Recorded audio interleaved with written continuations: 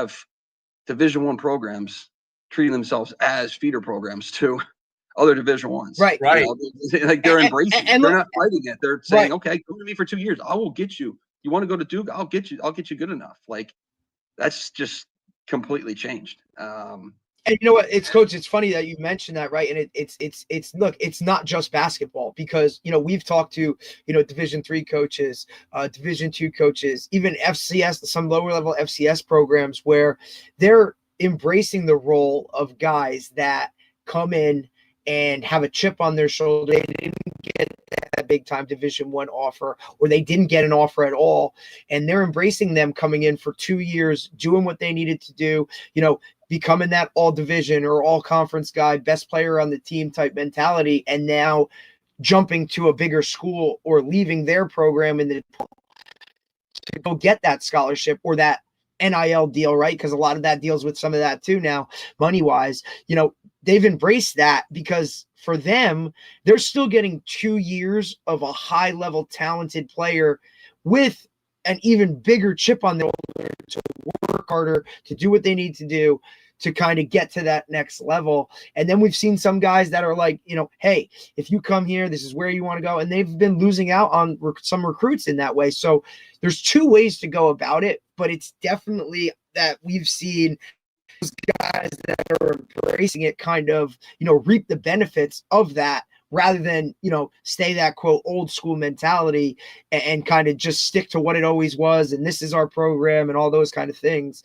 But you're seeing those guys kind of, you know, get a little bit more from those, even if they are there for only 2 years.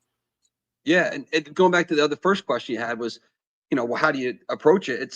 It's, you really have to have a conversation with your student athletes of what they want and how transparency.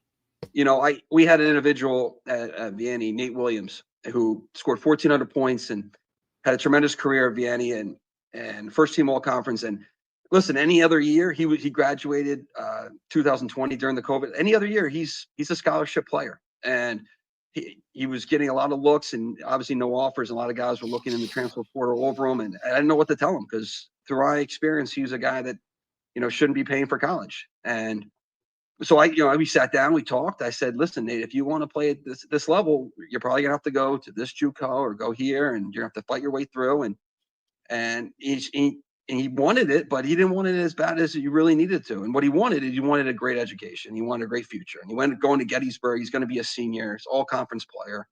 He's going to be 1,000-point scorer there. And, you know, it's not a negative thing, but it's just, you have to really start, when you start talking about what you want, are you willing to go to something, you know, out in Wisconsin in the middle of the thing and playing some JUCO and play here, go there and play at this camp, and it's tough. It's really, really tough, the path, if you really want to be a Division I player. And you see guys make it, and it works out tremendous. And, you know, there's a lot of good things to the transfer portal. You know, we had an individual, Josh Cohen, who played for the Force. He only got one scholarship offer. He went out to St. Francis in Loretta, Pennsylvania.